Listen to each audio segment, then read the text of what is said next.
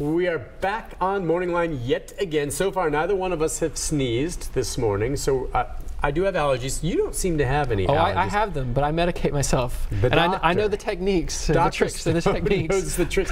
He's here this morning to share some of those. I want to share them. I don't want for people to be unaware of the things that they could be doing that will help them to appear symptom-free, even when they actually have the allergies. There may be things that you haven't heard of, even though most of us know about allergies and how to deal with them. But we've got folks calling in. One questions, so he will share those secrets. Let's go to Lou. Yeah. Lou, good morning. Good morning. Good morning. Well, my problem is perfume, aftershave lotion that are strong, potpourri, air fresheners. I was in a meeting yesterday, and evidently they had air fresheners that would come on, spray into the air every little bit. And it gave me such a bad headache. Okay. Okay, and it's nasal symptoms and not cough and not feeling short of breath that you get?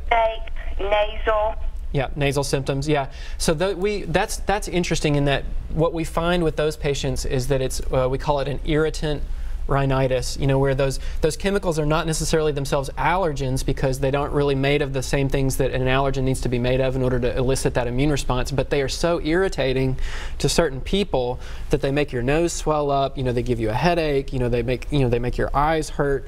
And you know, we found that indoor air quality, you know, as far as those kinds of chemicals is turning out to be a fairly serious health issue. You know, recent reports showed that for people who work in the custodial industry, that one of the main leading causes of occupational lung disease is the fact that they're using the cleaning chemicals all the time. So those cleaning chemicals, we know that those kinds of chemicals and those sort of fragrances, that they're just not, they're not good for everybody. We don't know who, you know, can't always predict, you know, who it's going to give a problem to. Now, for you, you know, like as far as your symptom control, we often manage it the same way that we initially manage allergies, you know, which is that you got to keep your nose moist and healthy, you know, with saline. You got to, you know, think about using some of those nasal steroid sprays because there's often an underlying amount of swelling that's already there that if you treat it, then the fragrances, you know, you're not as badly affected by them. And then there are people who are sort of like me and also like you, which is that when my allergies are bad and you know, and those symptoms are out of control, I'm also much more sensitive to the fragrances and things like that. And so when I keep my nose healthy, then the fragrances don't bother me as much. You know, and the chemicals don't bother me as much. But when this was all stopped up, you know, any little thing just was it was too much, and my bucket would overflow. So you're just going to try to stay away from it all, huh? Right, right. Also, cigarette smoke. Oh yeah. Walking down the aisle with all the cleaning supplies at grocery stores. Right. It hurts. Yep, I hear you. And there's definitely a lot of people who are just, you know, like they're just more sensitive to the chemicals and more sensitive to those particles. We think of it as being partly that the lining of your nose might already be inflamed or damaged. And so, you know, getting under some kind of regular treatment, you know, that you can tolerate. In particular, I think, you know, at a minimum, sort of the washing your nose with saline is probably a good way to start. At least she knows what bothers her. That's right. The problem is it's hard for her to avoid it because it's everywhere. That's right. Yeah, we're sort of stuck with the fact that we are kind of over-chemicalized as a society. I think if we can figure out ways to sort of back off on the amount of chemicals that we're using and the amount of chemicals that we're putting, you know, sort of into the air, that everybody would be a little bit better off. Does it help at all? I don't know if this would help for her, but again, like when you know you're going to go out and mow the lawn, what do you think of masks? Every once in a while, you'll still see people wearing these surgical masks. I've done that. I've actually wrapped a bandana around my head, over my nose and mouth when I mow the lawn sometimes, especially in the spring.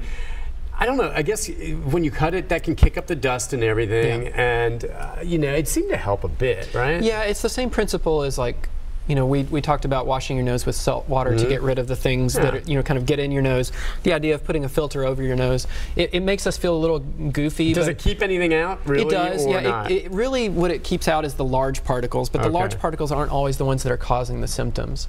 You know, so if you can, you know, it probably does cut down on the amount of pollen that you're inhaling because, you know, tree pollen settles on the grass, you mow it, you kick it up. Grass pollen, you know, of course, is on the grass, you mow it, you kick it up.